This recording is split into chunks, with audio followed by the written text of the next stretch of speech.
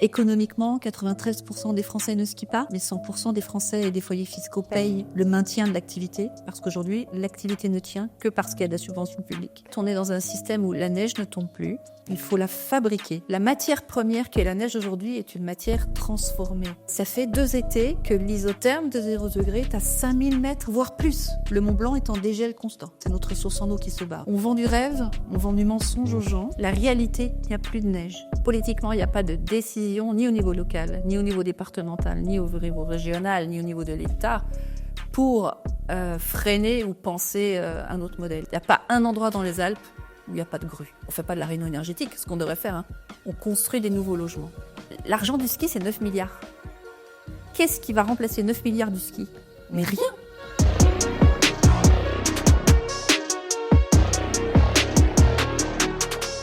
Alors là, aujourd'hui, on va aborder une thématique là.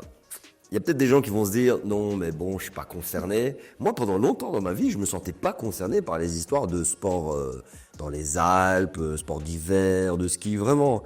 Puis j'ai découvert, je me suis dit, ah, c'est tellement génial, etc. Donc préparez-vous parce qu'aujourd'hui, là, ceux qui aiment les sports d'hiver, il va y avoir des histoires, il va y avoir des claques. Bienvenue sur Limites. On parle de limites planétaires, de limites des ressources, de limites humaines, de limites à l'adaptation aussi. On est là en fait pour essayer de vous faire une sorte d'explication la plus claire possible sur l'avenir du monde, pour en même temps pouvoir vous préparer et pour pouvoir prendre les bonnes décisions pour votre entourage, votre famille et des bonnes décisions politiques aussi. Donc n'hésitez surtout pas à vous abonner, à déjà partager cette vidéo et la chaîne, ça nous aide beaucoup justement si vous estimez qu'on vous a aidé peut-être dans votre compréhension du monde, ben, ça permettra peut-être à en aider d'autres. Et si vous voulez encore plus nous aider, on a le Tipeee et le PayPal.me qui est disponible pour nous filer un don, même un petit euro par mois, 2 euros par mois, même 10 euros par mois, ça c'est génial. Ça nous aide énormément, notamment à avoir du matériel, à avoir des équipes pour nous aider. Valérie, maintenant que les présentations sont faites avec nos amis, est-ce que tu peux te présenter et avant toute chose, comment tu vas? Ça va trop bien. Ouais. À Paris, ça va quand même. Je Oui. viens d'Annecy. Non, ça va bien, merci. Oui, tu viens d'Annecy, t'es venu, on est ici à Paris, à l'Académie du Climat et tout ça. Mm. La vie est belle parce qu'on va parler de choses très sombres un petit peu quand même. Si, la vie est belle. Quand on agit, on est bien. Ça fait du bien d'agir. Valérie, pour ceux qui ne te connaissent pas, est-ce que tu pourrais nous dire qui tu es, qu'est-ce que tu as fait dans la vie et qu'est-ce que tu fais aujourd'hui? J'ai 56 ans, je suis née en 69, bien avant les problématiques climat, quoique pas trop, puisque 72, le rapport Meadows. Donc 69, je suis née à Annecy, d'une famille haut-savoyarde, comme on dit, pas très politiquement engagée, ma famille, et dans un milieu socioculturel où si on avait parlé climat, peut-être que dans ma famille, on n'en aurait pas parlé. Je suis une bonne enfant, j'écoute bien mes parents et je vais dans les études telles qu'on me le dit, en fait. Et je m'aperçois bien plus tard que j'ai eu un chemin que j'ai pas trop choisi, mais ça, on est bien après. Donc, je fais l'école de commerce. Je pars assez vite à Libreville, au Gabon, pour l'ambassade de France. C'est le moment des affaires Elf. Je pars ensuite à Hong Kong, au consulat de France, où je suis chargée de booster la destination France d'un point de vue tourisme. Donc d'avoir ce qu'ils rêvaient, d'avoir les 1% de Chinois qui pourraient venir dépenser leur argent. Ça a marché. Non, ça n'a pas marché, tant mieux. Les 1% de Chinois ne sont pas là. Ça fait beaucoup, sur 3 milliards. Oui, non, oui, d'accord, oui, c'est vrai. Ouais. 1%, je pensais 1% du tourisme français à Paris qui vient de Chine. Non, il y avait un gros projet comme ça, qui boostait aussi des investissements étrangers sur le territoire français. Ah ouais. Je rentre, je confonde ma famille, 3 enfants. Je vais travailler à Genève en finance internationale et dans les risques. Et puis je finis ma carrière dans l'immobilier. Où un jour, je prends une claque en 2016. Je suis à une conf et j'entends un monsieur qui s'appelle Jean Jancovici. Ah, encore le I, le J. Mais on va nous dire, c'est encore lui. J'entends sa conf et je me dis, super, la maison est grande, le frigo est bien plein, on profite tous bien, mais moi-même, je participe à ça. Et à partir de ce moment-là, je ne peux plus vivre avec. Et je me dis, je vais quand même informer en interne de ce qui se passe, parler responsabilité, etc. Puis à force de prendre des baffes, je décide de quitter. T'arrêtes tout, tu plaques. Je plaque, avec de grosses conséquences dans une vie installée. Je m'aperçois aussi qu'il y a 2 salaires quand on n'en a plus qu'un. Et le budget ne tombe pas, Alors qu'on était parti bien longtemps avant, sans sous, et qu'on était heureux. Et je me dis, on s'est perdu en route. Donc, il faut vendre la maison, il faut réduire la voilure, comme dit Stan. Il faut expliquer aux enfants pourquoi l'avion, on ne le prendra plus. On ne mange plus de viande et tout ce qui vient ensuite. Et je me forme, et je décide de me former aux enjeux en me disant, j'essaie de me dire qu'il n'est jamais trop tard pour essayer de mieux faire. J'en veux à personne sauf à moi, en me disant que j'aurais dû être bien plus curieuse avant. Et puis, je décide de me former aux enjeux climat. Et petit à petit, je décide de ne plus laisser les lobbies économiques et les lobbies politiques de Rhône-Alpes parler seuls, sans contradictoire. Et ça commence comme ça. Waouh! Dites-nous aussi en commentaire de votre côté, si vous nous regardez sur YouTube, si vous écoutez sur Spotify, je sais que maintenant il y a des onglets de commentaires que vous pouvez aussi activer.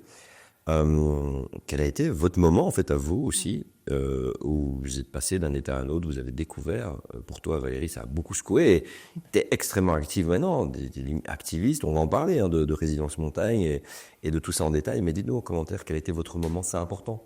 Ça nous permet de chacun de voir et d'essayer de capter à quel moment, qu'est-ce qui a permis de basculer, est-ce que c'est quelque chose qui a été un processus rapide, lent, peut-être c'est pas encore votre cas. Et peut-être que la chaîne vous a aidé à ça. Je sais qu'on reçoit beaucoup de messages en ce sens. N'hésitez surtout pas à nous en parler, c'est important. On essaie en tout cas d'avoir une vidéo la plus interactive possible. Valérie, est-ce que fondamentalement, le ski là pour l'instant, comme on le connaît, est-ce qu'il est fini?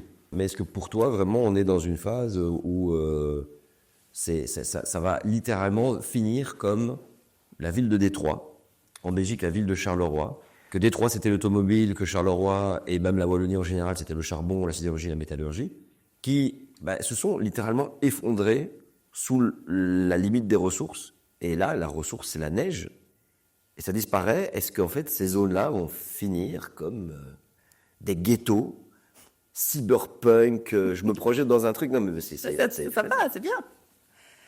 Alors, physiquement c'est fini, si on parle physique pur. La neige recule.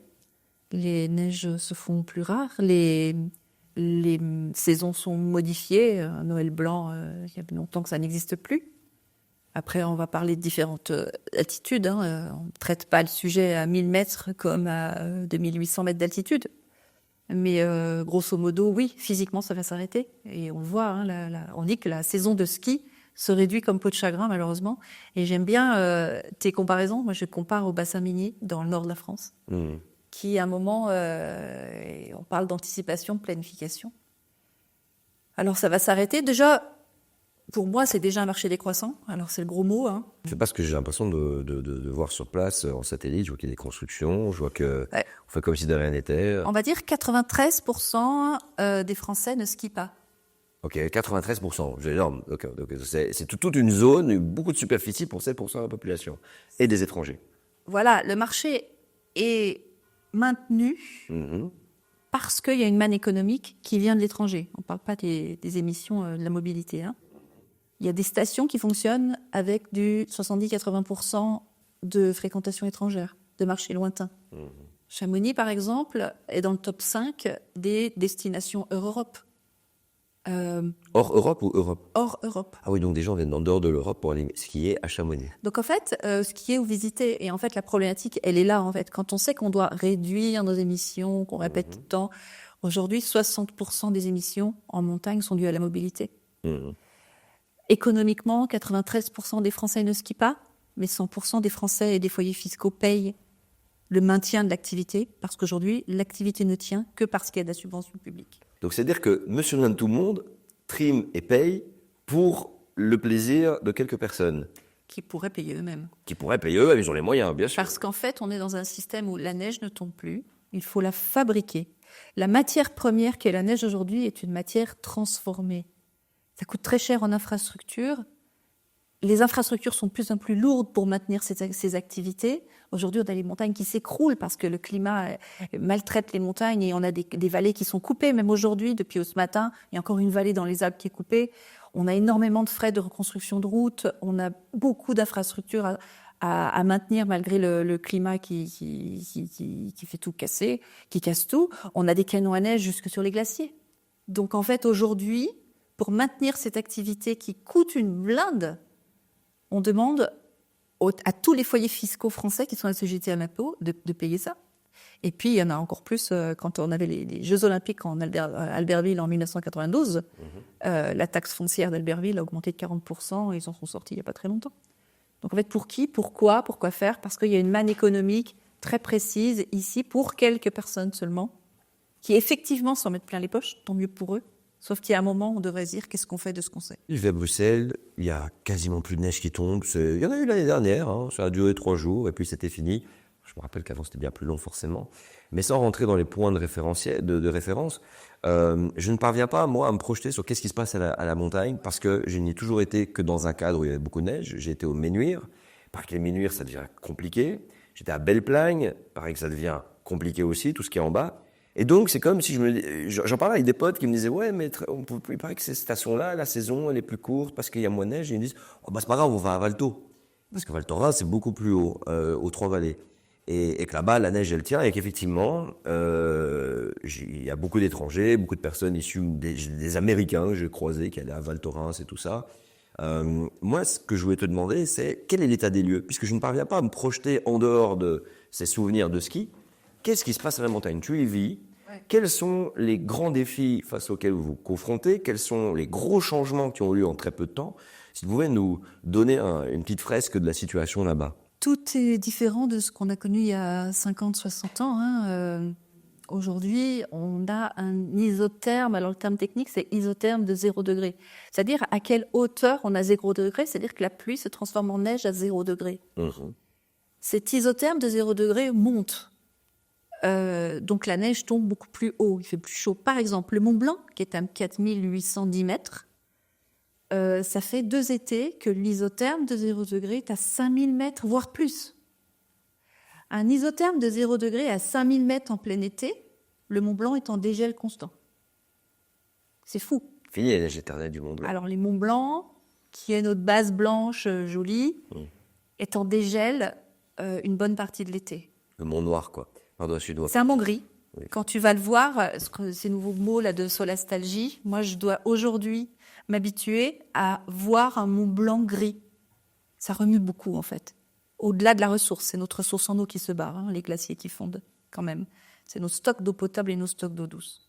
Donc on a ça, cet isotherme de 0 degré. S'il monte en été, il monte aussi en hiver. L'année dernière, au mois de janvier, on ne pouvait pas skier dans les Alpes. Les stations de basse moyenne altitude, on est à 1000 mètres en station, on peut monter quasi à 2000 sur les premiers sommets.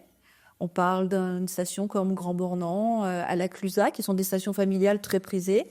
Au mois de janvier, on a l'image de Pékin, la langue de neige qui te permet de rejoindre la station. C'est triste visuellement, c'est triste pour l'économie qui n'anticipe pas, et c'est triste pour les écosystèmes. Parce que tu dis la langue de neige, c'est qu'il y a... Peut-être qu'on a des canons à neige qui ont fonctionné sur une partie de la station. Comme on avait vu au JO de Pékin, effectivement, c'est ça le lien. Et le reste, en fait, c'est gris. C'est du vert. Du vert ou du gris.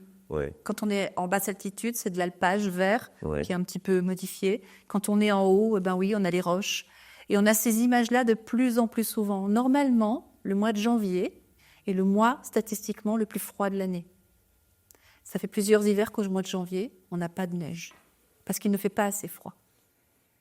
La neige est fabriquée pour maintenir ce que tes amis disent. On voit la neige, tu sais, là on va commencer. Novembre, allez, les sites internet vont balancer du blanc. Quand tu es à Bruxelles, à Londres, à Paris, à Bordeaux, à Lille, quel est ton site? Comment tu entres en station? Par le site de la station ou par la page Facebook? Où tout est blanc, tu ne peux pas t'imaginer ce qui se passe si tu n'y es pas. On vend du rêve, on vend du mensonge aux gens. La réalité, il n'y a plus de neige. Les Alpes, cette jolie carte postale verte et bleue. Et la carte postale est truquée. En été, on est en restriction d'eau en plein milieu des Alpes. À Annecy, on ne peut pas arroser nos tomates au mois d'août. Mais dans le même temps, les stations captent les sources et les torrents pour construire des retenues d'altitude, qui sont des bassines. On remplit les bassines pour faire cracher la neige. Sauf que la neige, elle est fabriquée avec de l'eau, du froid, et beaucoup d'énergie. Tu vas répondre à une question fondamentale que je me suis toujours posée quand je voyais ces canons à neige qui lancent comme une brume. C'est de l'eau, c'est comme tu t'achètes ta bonbonne d'eau, tu t'asperges, etc. Tu vois pas des gouttes qui arrivent, mais une sorte de condensation de brume. Je m'étais dit, oui, mais si il fait 3 degrés, 4 degrés, 5 degrés, comment ça devient de la neige alors? Alors, il y a des conditions optimales pour faire tourner les canons à neige. Hein. Alors, eux, ils disent la neige de culture, sauf que moi, j'ai la neige artificielle. On ne cultive pas la neige. On fabrique la neige avec des canons à neige, et c'est pas de la neige de culture. Et la rhétorique, pour moi, est hyper importante. Aujourd'hui, non, à 3 degrés, très difficile. Donc, ils fabriquent de la condensation d'eau. Normalement, à entre 0 et moins 4 degrés, les conditions sont optimales. On peut fabriquer de la neige à conditions non optimales, où là, tu utilises beaucoup plus d'énergie. C'est pas de la manière optimale de fabriquer la neige. Ça coûte cher. Canon à neige refroidissant? Mais on a aujourd'hui des technologies qui permettent de fabriquer la neige à température positive. J'étais à un salon des équipementiers des Alpes, pas cet été, l'été d'avant. Il faisait 22 degrés. Il y avait des canons à neige qui fabriquaient de la neige sur le parking. Alors nous, les gâtés des Alpes, on dit c'est du gros sel dégueulasse. C'est pas de la vraie neige, c'est moche. Sauf que quand tu l'étales, quand tu la travailles, c'est vraiment de la neige. Et là, on a des machines qui font des énormes réfrigérateurs qui sont sur les pistes, qui fabriquent la neige et qui sont capables de fabriquer de la neige à température positive. Est-ce qu'il faut le faire tout le temps? Non. En énergie, t'imagines, c'est une catastrophe. Et puis, comme le prix de fabriquer la neige est répercuté sur les forfaits, plus tu fais des infrastructures lourdes, plus tu répercutes sur ton prix, plus tu perds ta clientèle que tu as déjà perdue, et plus tu vas chercher ton client qui est toujours plus loin. Et plus tu vas mettre peut-être des subsides à des gens qui ne vont pas skier pour pouvoir maintenir le prix le plus bas possible. C'est fou. Ouais, c'est vraiment un cercle vicieux. Moi, j'ai peur, tu sais, là, je me dis, ma seule crainte, c'est que d'un point de vue technologie, on va être capable de faire tomber la neige. À Pékin, ils le font. En Chine, ils font neiger. Et si on en arrivait là, tu sais, c'est de géo-ingénierie. Parce qu'il faudrait sauver cette économie du ski qui est maintenue artificiellement, en fait. Donc si on en arrive là, ce serait catastrophique. Tu as bossé dans la promotion immobilière et je me demandais, est-ce que tu as bossé dans la promotion immobilière localement? Ouais. Donc dans les zones... Alors, toi qui as eu la tête dans le guidon, moi, c'était, je crois, ma dernière expérience au ski, ça remonte. Hein. C'était avant mon gros shift et mon gros changement. Je crois que j'étais même parti dans le cadre de mon travail sur Fun Radio. Et ça date de 2013, donc ça fait 10 ans que j'ai plus été skier. Facile. Ouais, non, c'était 2015, pardon, dans mes fonctions. Donc, ça fait 10 ans.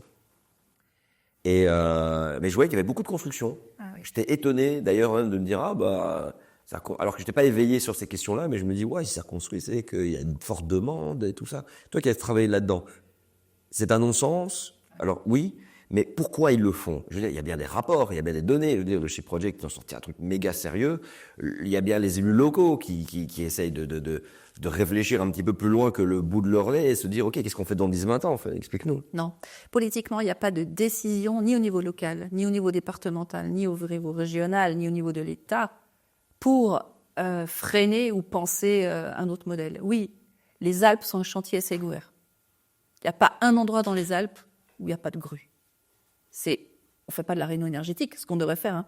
On construit des nouveaux logements. On a en France 3 400 000 lits, on compte en lits, touristiques dans les Alpes. En 1977, le président Giscard d'Estaing, qui avait initié le plan neige de l'époque, faire venir les gens à la montagne, en 1977, il dit « On arrête le plan neige parce qu'on ne rend pas service aux populations locales de les faire dépendre d'une économie mono-activité du ski. Est-ce qu'on leur rend service? On ne rend pas service aux écosystèmes. On bouleverse une économie et des cultures locales, peut-être que ce n'est pas génial. » Quand il annonce ça en 1977, on a 150 000 lits touristiques. Ah oui. Aujourd'hui, on a 3 400 000 lits touristiques. Wow. Et on continue d'en construire à fond. Parce que c'est l'immobilier qui tire le modèle de la montagne. Une remontée mécanique, c'est comme une autoroute. D'ailleurs, ça dépend du ministère des Transports. Ah bon? Je découvre. On découvre. Service public. Ok. Oui, c'est vrai que c'était un transport, en fait, mais... Service public. Une remontée mécanique, plus il y a de passages, plus elle est rentable, comme une autoroute, plus elle reverse de l'argent à la commune. Elle est liée par une délégation de service public à la commune. Plus elle est bénéficiaire, plus elle reverse de l'argent à la commune qui l'héberge. Pour qu'elle fonctionne au max, il faut construire du logement. Plus tu as de gens qui restent, plus ils prennent, plus il passe. Tu vends du forfait. 55 millions de forfaits vendus annuellement. Aujourd'hui, les élus sont dans une espèce de course à dire, puisqu'on perd des journées skieurs, les Français viennent plus, mais comme les étrangers viennent et qu'ils veulent du logement haut de gamme, on doit construire des logements haut de gamme. Donc on construit résidence du tourisme, hôtel, 4-5 étoiles, à Donf, pour satisfaire une clientèle lointaine qui vient, puisqu'on perd le marché de proximité. Et plus on fait rester ces gens en station par l'immobilier haut de gamme, plus on vend du forfait, plus la remontée mécanique rétribue la commune. On est dans une espèce de chien qui se mord la queue, alors que on ne peut pas ignorer aujourd'hui le problème climatique. Il y a encore beaucoup de climato-scepticisme et de déni en montagne, parce qu'effectivement, c'est dur, moralement. C'est-à-dire que ça va s'arrêter. C'est violent. Oui. C'est violent. Il n'y a pas beaucoup de maires qui parlent de transition. Il y a quelques stations. Métabier, donc Jura, a décidé, on arrête.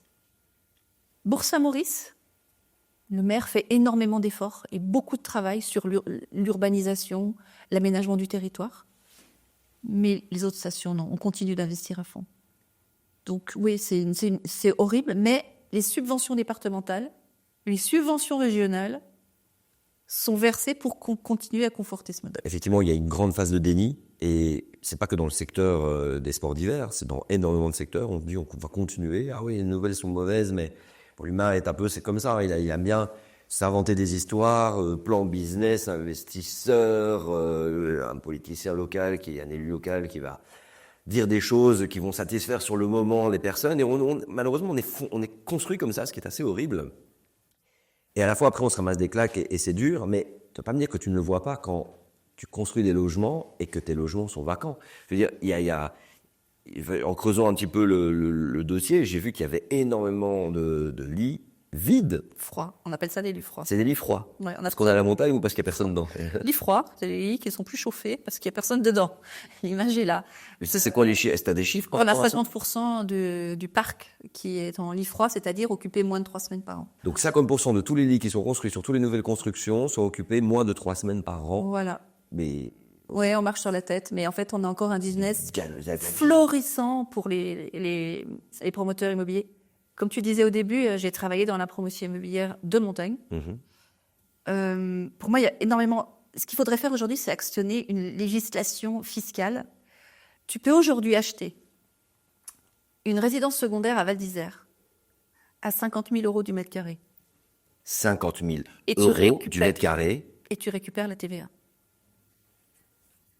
Il y a des niches fiscales. Il y a le réalisateur qui a toussé. Enfin, on est un peu choqués là. Oui, continue. Il y a des niches fiscales qui te permettent d'investir pour une résidence secondaire, tertiaire, quaternaire, qui te permettent de continuer à investir dans un milieu. Tu sais, quand tu achètes 50 000 euros du mètre carré, tu peux te permettre de dire je fais un malus économique. Hein.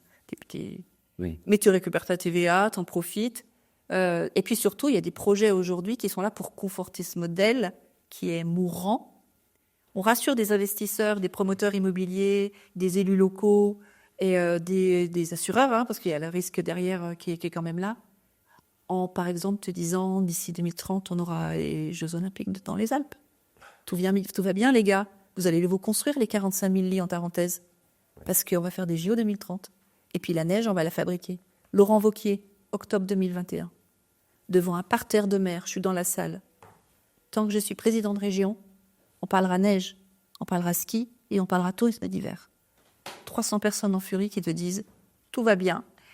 Son conseiller montagne lui dit « j'ai dit à Laurent que si la neige ne tombe plus, on la fabrique ». Basta, hein. Tu ne peux pas parler. Il y a un gros problème démocratique sur les sujets, un gros problème d'argent public et un gros problème de qu'est-ce qu'on fait également des habitants des territoires à qui l'on ment. C'est de la folie. Moi, j'ai l'impression d'être dans une dystopie, dans un film de science-fiction avec des fous qui, pourtant, ont les rapports, ont les données, ils savent. Il y a des chercheurs, des experts. Je veux dire, il y a des petits groupes de GIEC qui expliquent localement qu'est-ce qui est en train de se passer, qu'est-ce qu'il faut transformer. D'ailleurs, on va en parler de cette transformation. Mais là, tu viens de me foudroyer d'anxiété et de me dire que des gens sont juste là à sortir la carte, encore une fois, de la technologie et sont en train de vendre un modèle qui, en fait, il nous pousse c'est poussé à l'effondrement. Enfin, c'est du collapse washing. Pour ma part, on a fait une vidéo qui explique cette notion de collapse washing. C'est on y va bien et plus c'est gros, plus ça passe. Effectivement, parlons-en de ces JO. JO dans les Alpes, on en a parlé un petit peu avant de démarrer cette vidéo. On est face à une aberration qui, soyez étonnés, est quasiment du même calibre que les JO d'hiver d'Asie, enfin les sports d'hiver d'Asie, là, la compétition, en Arabie Saoudite. Parce que l'étendue est large, ça va jusqu'à la Côte d'Azur. Explique-nous ce bordel de nouveau qui sort de la tête de personnes complètement déconnectées des réalités physiques du monde.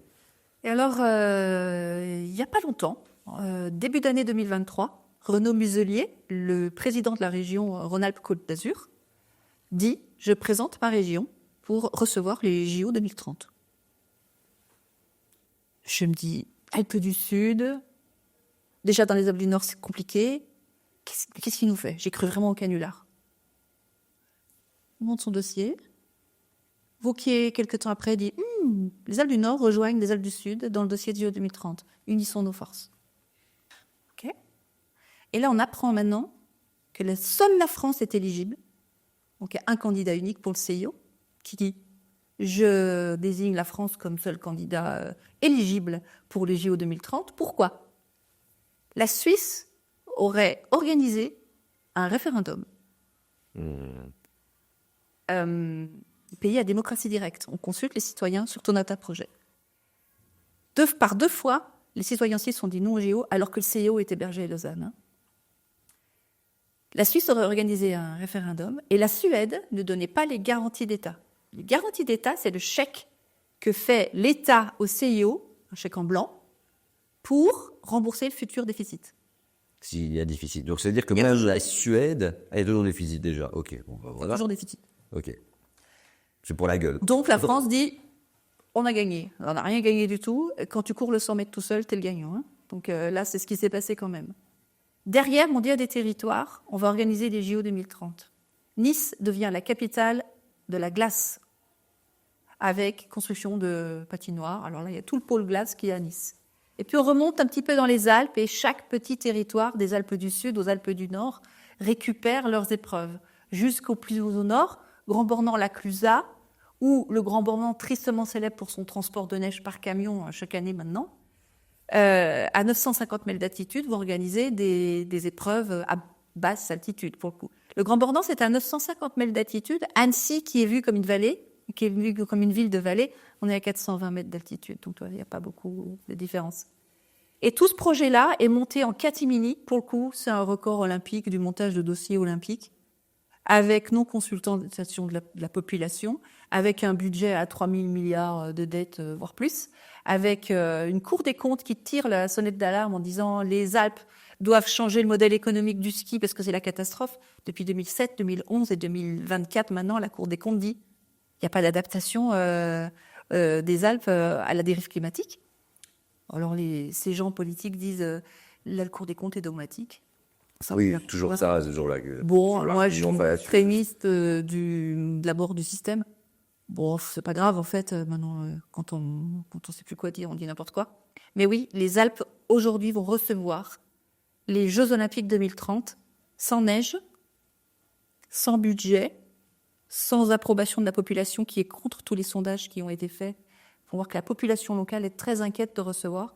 Parce que quand on va injecter plusieurs milliards dans un modèle qui est mort, on va le conforter. Et pendant ce temps, tu ne parles pas transition et transformation. Tu condamnes les Alpes dans un modèle qui est mort. Et les villages. C'est fou. Et donc les habitants. Oui, non, parce que là, on parle véritablement d'effondrement économique total. On revient à ce qu'on disait au début de notre vidéo. Détroit, Charleroi, région Nord-Pas-de-Calais. Enfin, ce qui est effrayant, c'est que encore, c'est des choses qui ont été lents, qui parfois ont été rapides. Mais moi, je pense à d'autres événements, comme des événements climatiques intenses, comme des problèmes. On voit de plus en plus d'éboulements. À l'échelle mondiale, on voit de plus en plus c'est des glaciers qui se retirent et qui maintiennent les parois rocheuses. Et en se retirant, en fait, créent des effondrements. Et je pense notamment aussi à des événements climatiques intenses, comme des fortes pluies, qui fait que l'eau monte beaucoup plus. Il me semble, j'avais été dans la région de... Alors, j'ai oublié ces noms, mais quand tu pars de Nice et que tu vas... La Vésubie. Oui, il y a eu un événement gravissime où ils ont mis des années. Je crois que je suis venu, on me dit, ouais, il y a quelques temps, il s'est passé quelque chose. J'avais été en juin 2023.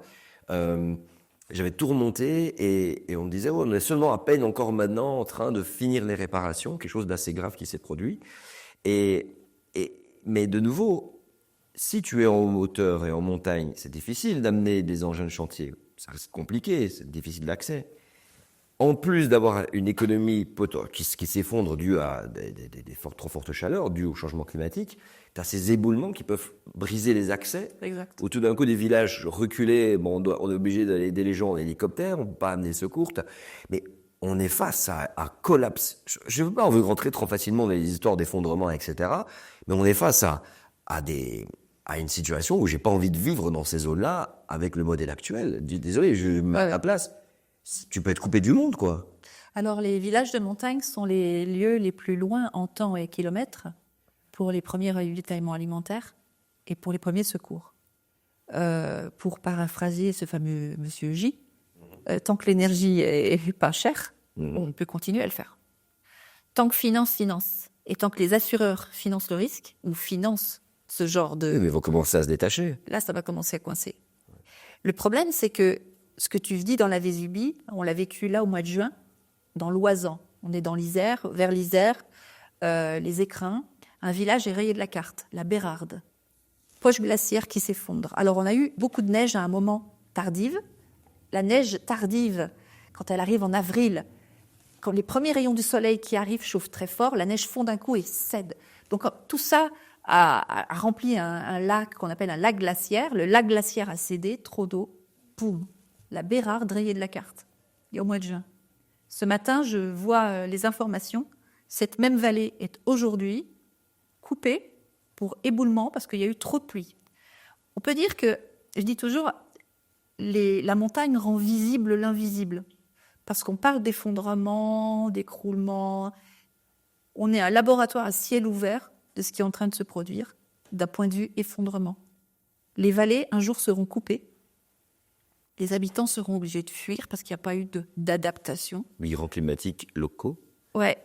On a des problèmes d'eau. Quand la Suisse subit des éboulements, quelquefois, il n'y a plus d'eau potable, les réseaux sont coupés. Donc, on est dans les berceaux des ressources en eau douce, où on n'a pas d'eau douce. On a des problèmes de stabilité de parois rocheuses. Quand le permafrost, qui sont des gelées permanentes en montagne, qui ne dégèlent normalement jamais. Aujourd'hui, ces gels éternels fondent, le permafrost fond. Sauf que le permafrost, c'est le ciment des montagnes. Donc aujourd'hui, on a le Mont Blanc qui littéralement s'écroule. On a des couloirs d'éboulement, mais gigantesques. Si on peut prévoir les couloirs d'avalanche, il est très difficile de prévoir les éboulements massifs, et c'est ce qu'on est en train de vivre. La montagne s'écroule.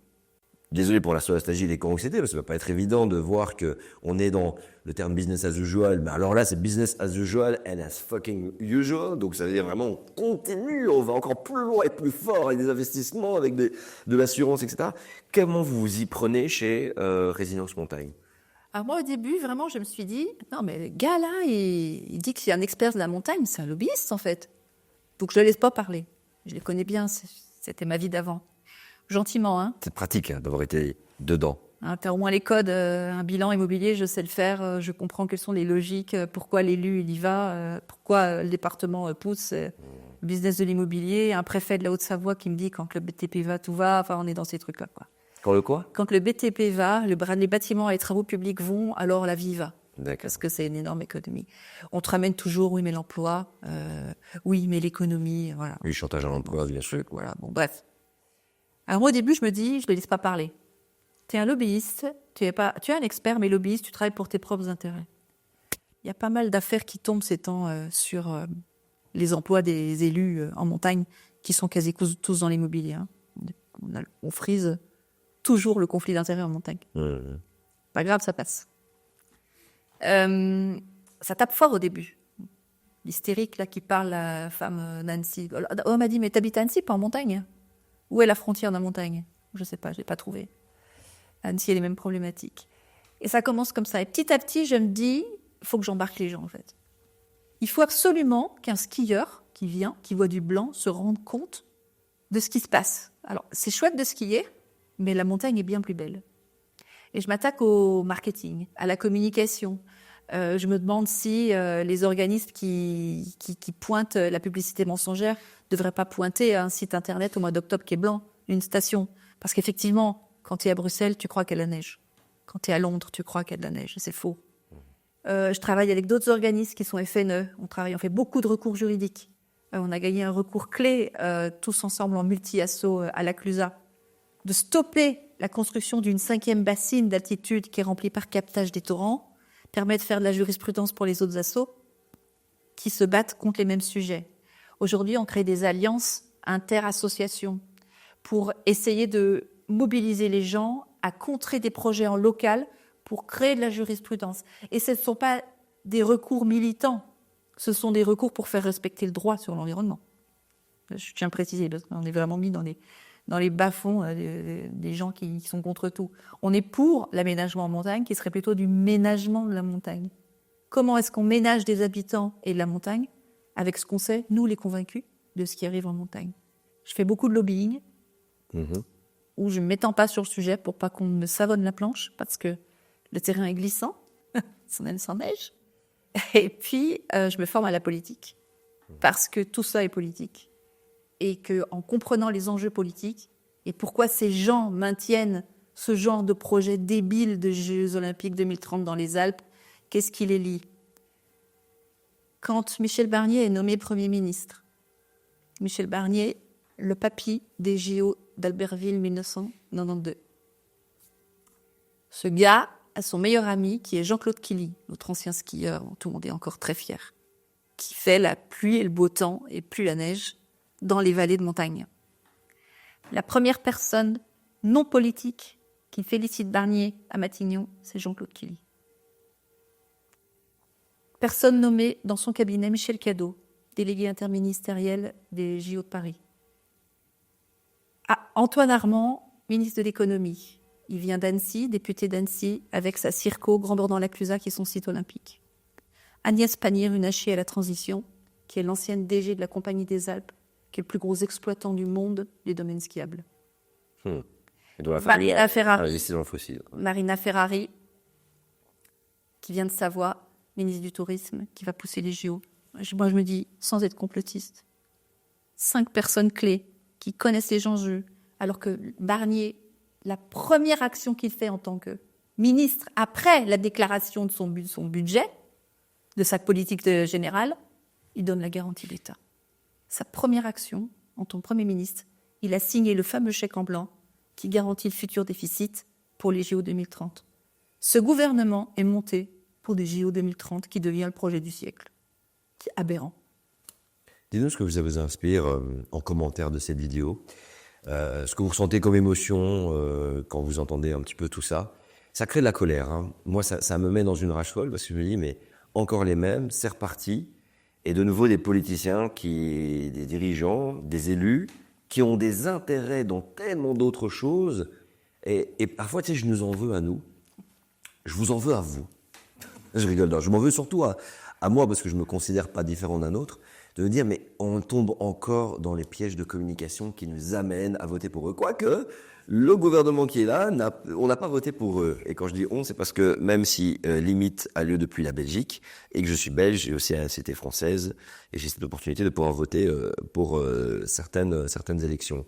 Comment est-ce qu'il se transforme pour l'instant, quand on prend les stations en basse altitude, où avant, c'est bon, tu avais ton petit pass, tu pouvais monter, puis tu prenais le pass extensible qui te permet d'aller encore plus haut, et puis tu redescends jusqu'à la station à ton aise.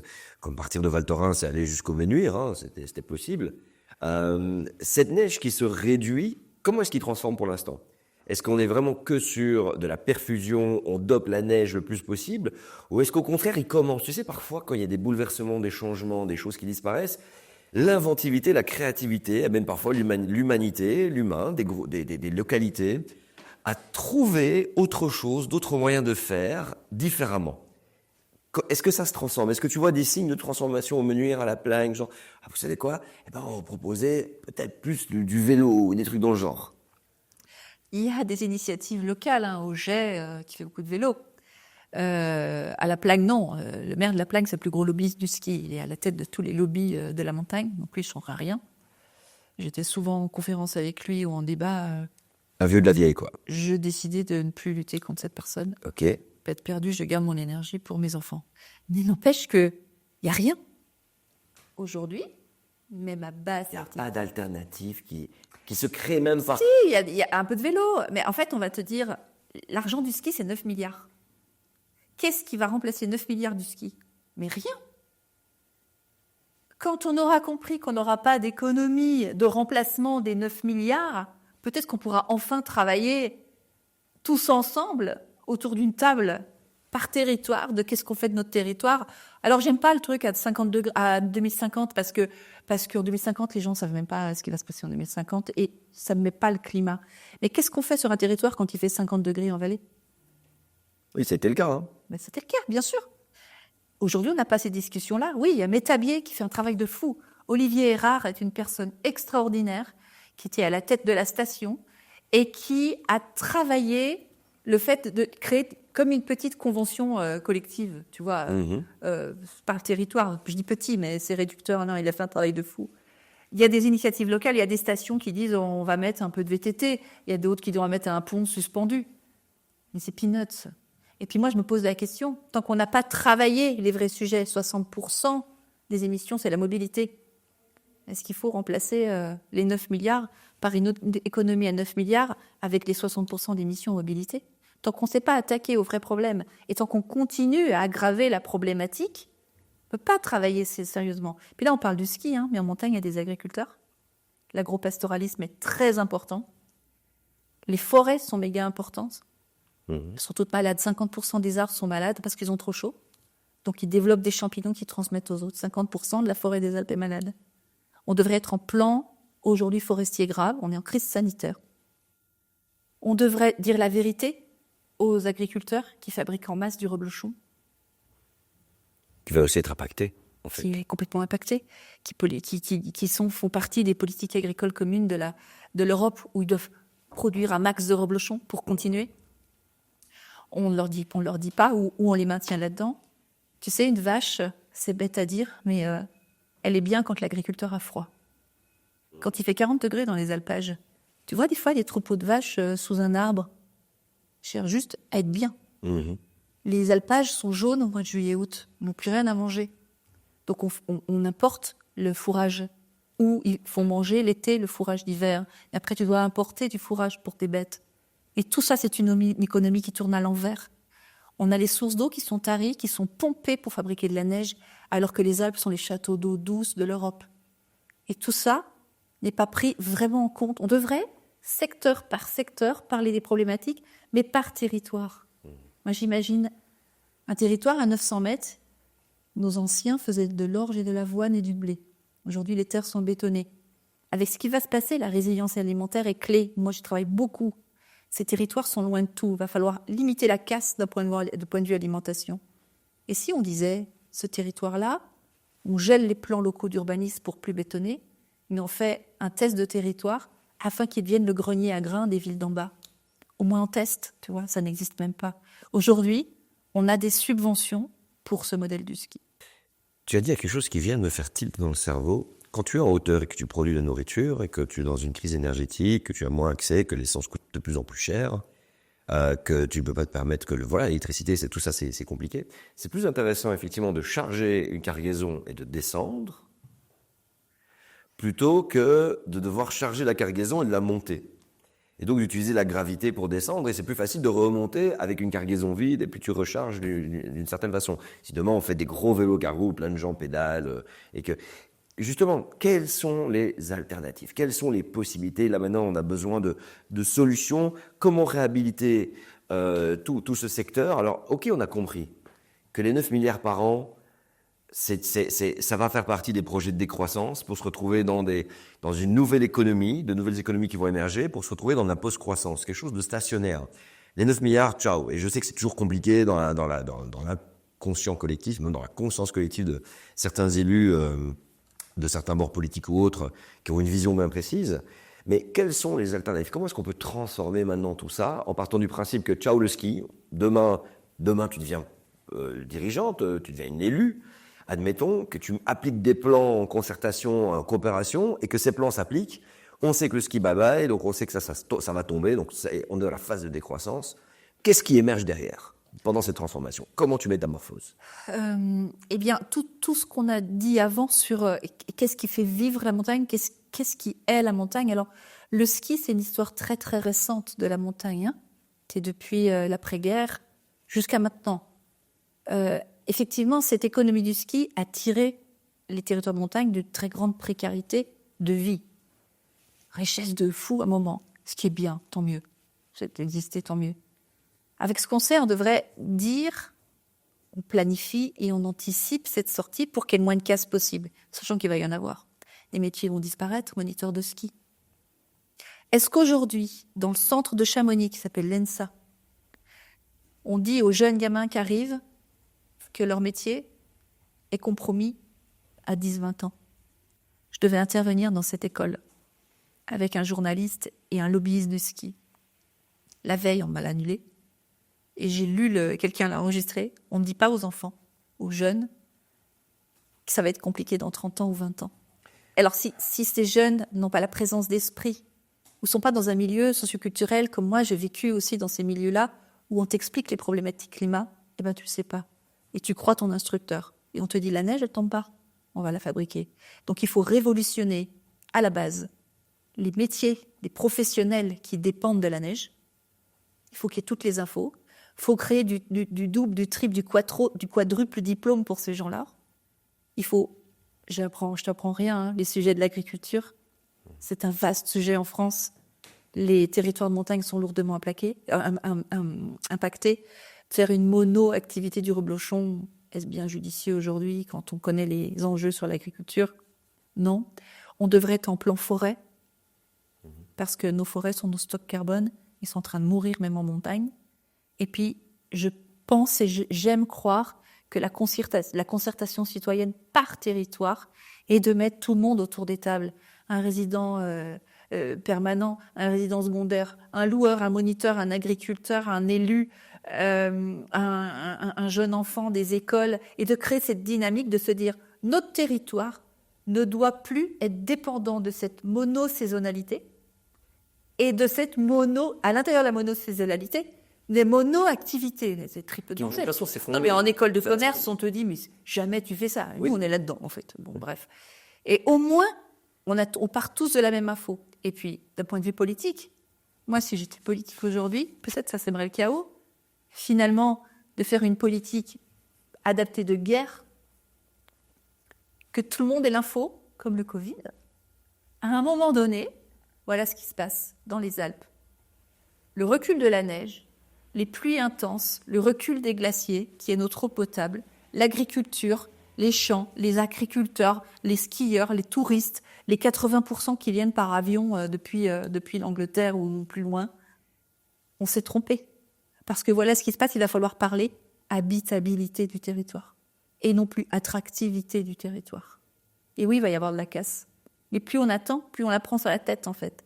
Et alors, il y a un vieil adage des lobbyistes du ski qui disent « Sans le ski, tout est fini en montagne. Mais en continuant, tout est fini aussi. » Elle est où la juste jauge? On devrait aujourd'hui pouvoir repeupler nos villages à l'année sans cette dépendance au ski, où tu as 30 000 personnes au mois de février et 800 l'hiver. On devrait se dire quelle est la jauge par territoire, et je pense que c'est vraiment par territoire. Quand tu es à 20 km d'une ville ou à 120 km d'une ville, les enjeux ne sont pas les mêmes et tu ne peux pas traiter la problématique pareil. Qu'est-ce qu'on fait dans ce territoire-là, dans celui-là, on est à 1000 mètres. L'économie du ruissellement du ski, c'est la vaste blague des politiques de droite et de nos députés en Haute-Savoie qui nous disent ça ruisselle de rien du tout. Les moniteurs ne peuvent pas se loger eux-mêmes sur leur propre territoire. Qu'est-ce qui ferait vivre? Et puis, quelle dynamique on impulse en repeuplant ces villages à l'année, en fait, où tu crées d'autres dynamiques? Moi, j'aime croire ça. Mais oui, il va y avoir de la casse. Ça, c'est sûr. Et c'est terrible, parce que, comme tu dis, ça met en colère. Et moi, ça met plutôt en colère, parce qu'aujourd'hui, on connaît les constats, on les a. On sait. C'est bon, en fait. C'est bon, les constats. Alors, il faut les répéter, parce que tu captes toujours des gens nouveaux. Mais il y a un moment, il faut des actions, et elles sont juste politiques. Les 4-5 milliards que vont coûter les Jeux Olympiques 2030, T'imagines ce qu'on pourrait faire sans JO, quoi. Oui, il peut transformer une région avec 4-5 milliards. Mais au moins, tu mets en place tes moratoires citoyens. Au moins, tu fais confiance à la population. Au moins, tu incites à des mouvements démocratiques locaux de dire ouais, oui, les agriculteurs, ça va être dur. Et on compatit. Et vous entretenez la montagne. Les agriculteurs entretiennent aussi la montagne et les alpages. Mais qu'est-ce qu'on fait? Tous ensemble. Et non pas les uns contre les autres. L'activisme en montagne, comment est-ce qu'il peut se déployer? Moi, je me pose une question comme ça. Je me dis, si je vis là-bas, on s'organise avec un groupe et il n'y a généralement qu'une seule route pour aller vers une station de ski. Si tu vois ce que je veux dire.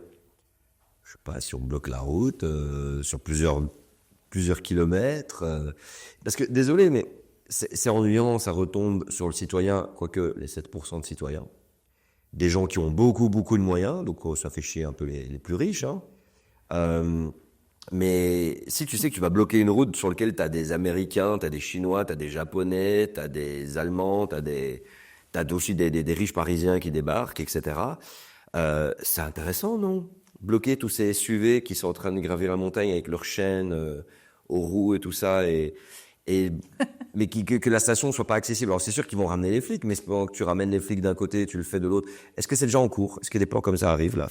Alors je dis pas tout là parce qu'on est moi j'ai les renseignements territoriaux aux fesses, hein, donc je fais attention à ce que je lis. Oui, t'es sur écoute certainement. Moi c'est d'ailleurs bonjour monsieur de la préfecture, mais en fait nous alors c'est pas les associations directement qui l'ont fait, mais à la Clusa une ZAD s'est organisée. On a eu une ZAD à la Clusa. Où à un moment, des personnes dont c'est le moyen de lutter disent on vient en renfort à ces assos qui font un recours contre cette fameuse bassine pourrie. La ZAD a sauvé le bois et nous a fait gagner le recours. Complètement dingue. Il y a une ZAD sur le glacier de la Gérose à 3600 mètres d'altitude. Quand tu vas construire un téléphérique sur un glacier qui est en train de mourir, en train de pleurer, parce qu'ils ont décidé qu'il fallait exploiter parce qu'on peut faire venir des gens qui viennent voir le glacier qui meurt, tu vois. Et en fait, il y a eu un moment stratégique où là, des gens se sont dit, là, on va faire voir qu'il y a un souci. Une ZAD se met à 3600 mètres d'altitude, où il faut les ravitailler avec 1000 mètres de dénivelé positif parce que tu es sur un glacier. Il y a aujourd'hui, moi, ce qui me fait vraiment plaisir, c'est qu'aujourd'hui, il y a des mobilisations citoyennes partout dans les Alpes. Il n'y a plus un seul territoire dans les Alpes où il n'y a pas son association qui se pose non mais, c'est quoi ce beans, quoi? Donc, collectif, association, ça fonctionne. Ils sont là, avec les JO, ça commence à se coordonner. Mais stratégiquement, effectivement, pour que en fait, la majeure partie des gens qui viennent se rendent compte, c'est effectivement les routes et ce sont les aéroports. L'aéroport du Bourget à Aix-les-Bains, Bourget-du-Lac, à Aix-les-Bains, un avion toutes les 7 minutes, au mois de février, arrive d'Angleterre. Ça monte en Tarentaise, remplit Méribel, Courchevel. Effectivement, depuis Londres, on ne peut pas leur en vouloir. Quand on te dit qu'il y a de la neige, tu arrives, c'est un peu blanc, ça va. Oui, parce qu'il n'y a pas de station de ski. Enfin, non, il n'y a pas. Non, mais tes clients... Alors on dit, oui, les clients viennent. Oui, non, mais moi, je n'aime pas trop taper sur le client au départ. Parce que, suivant d'où on vient, on ne sait pas. Oui, mais comme tu l'as dit, ils sont tombés sur le marketing, sur les posts sponsorisés. Regardez, il y a de la neige, regardez, prix attractif, regardez... C'est la station qui est responsable. Oui. C'est l'annonceur qui est responsable. Oui, l'office du tourisme. C'est l'office du tourisme qui est responsable. C'est la mairie. C'est le département de la Haute-Savoie qui te dit venez skier chez nous, alors qu'il n'y a pas de neige. Et en fait, oui, de faire des actions, et il y en a régulièrement. Après, tu vois, les gens se découragent aussi. C'est fatigant. Les gens... Mais là, pour les JO 2030, j'ai vraiment espoir. Il y a vraiment une grosse mobilisation. Il y a un groupe qui s'appelle No JO 2030. On est relié à Paris, qui avait fait Saccage 2024, pour sensibiliser aux impacts des JO globalement. Parce que l'idée, c'est pas de se dire, il n'y a pas de JO dans les Alpes. C'est de se dire, qu'est-ce qu'on fait de ces grands événements d'hiver partout dans le monde? Il y a une étude de Nature ou Science qui dit qu'il y a une seule station dans le monde qui serait capable d'ici à 2100 d'accueillir encore des épreuves. C'est Sapporo. Au Japon, île d'Hokkaido. Ouais. Point de vue enneigement. On ne réduit pas la mobilité, la machin. C'est très haut, hein, Sapporo est très haut. Ouais. Et alors se dire, est-ce que ça doit tout être là et est-ce qu'il y a que les athlètes qui y vont? Dans ce cas-là, tu as les Coca-Cola, les machins qui te disent. En fait, c'est la taille d'événement qui ne va pas. Voilà, si tu réduis la taille de l'événement et des infrastructures, alors tu réduis tous les impacts. Parce que finalement, c'est pas être contre l'olympisme ou contre le ski. C'est de se dire, et ça va s'arrêter. Mhm. Est-ce qu'on fait rêver les enfants avec ça, en fait? Ben non. Moi, j'ai pas envie que mes enfants rêvent d'un truc qui va s'arrêter et qui, maintenant, est climaticide. Si tu étais élu demain, c'est quoi ta première mesure? Vraiment, ce serait la concertation. Ce serait vraiment la concertation citoyenne. Référendum comme en Suisse? Ouais, référendum ou organiser ce que j'appelle moratoire, des conventions citoyennes pour le climat par territoire, afin que tout le monde ait l'information de ce qui se passe sur son territoire. Mhm. Oui, vous n'avez plus d'alpage parce qu'il est jaune, parce que vos vaches ont trop chaud, parce qu'on peut plus faire le reblochon chaud. Mais pourquoi? Mais parce qu'on revient à la base. On aimait trop. Mhm. Parce que les gens ne savent pas. Quand tu es à Paris, ça semble logique. Tous les coins de rue, là, tu es à l'Académie du climat. Ce serait génial qu'il y ait des académies du climat en région. Parce qu'en fait, tu crois à la personne qui te subventionne quand tu habites dans des territoires reculés de montagne. Tu regardes TF1, France 2 et CNews. Alors, tu n'as pas tes influenceurs que tu suis sur Instagram. Et toute l'information est tronquée. Et en fait, c'est d'impulser la connaissance sur chaque territoire, dire voilà où on en est, eau, forêt, climat, neige, etc. Et qu'est-ce qu'on fait tous ensemble pour essayer de continuer à habiter ce territoire, même s'il y en a qui seront de toute façon condamnés. Valérie, c'était quelque chose d'incroyable. Est-ce que tu veux rajouter encore quelque chose que tu estimes important et qu'on aurait oublié dans cette conversation? Moi, je pense qu'il faut rester optimiste. Parce que justement, il y a ces... Optimiste pour avoir beaucoup de ski. Ouais, mais il y a beaucoup de citoyens qui se posent des questions. Mhm. Tu sais, s'il n'y a pas eu de référendum en France pour les JO 2030, c'est parce que c'était non. Ah oui, C'était non. Donc, ils savent. Donc, et en montagne, on sait. qui est encore plus criminel. Et les gens savent. Et de remettre de la démocratie, punaise, qu'est-ce qu'on serait bien, quoi. Valérie, merci du fond du cœur. Merci à toi. Dites-nous ce que vous avez pensé de cette conversation incroyable. Si jamais ça vous a parlé, que vous avez appris des choses et que vous dites ah ben ça c'est un sujet qui mérite d'être mis plus en avant, mais n'hésitez surtout pas à partager cette vidéo de Valérie. Vraiment, envoyez-la en DM, c'est très très important. De vous abonner aussi à cette chaîne, on a encore myriade de sujets à vous proposer, bien entendu, en face cam, en conversation. Et si jamais vraiment vous avez l'occasion, Tipeee, comme je vous l'ai déjà dit en début de vidéo, si vous n'imaginez pas à quel point ça nous permet de venir ici à l'Académie du climat notamment, depuis Bruxelles, de nous installer, de rencontrer tant de chercheurs et d'échanger avec eux, des personnes, des activistes, des militants, pour essayer d'améliorer un maximum les choses. Mais de toute façon, moi j'ai envie de conclure cette conversation en disant « Le ski est mort, vive le ski ». Merci Valérie. Merci. Ciao, ciao. Trop bien. J'avais encore une chanson qui me passait par la tête. C'était, j'avais chanté au début là. Le ski, c'est fini. Et dire que c'était le sport de mon premier amour. Moi, je t'ai monitrice. Le ski, c'est vrai, c'est fini. Je n'y crois pas que j'y retournerai un jour.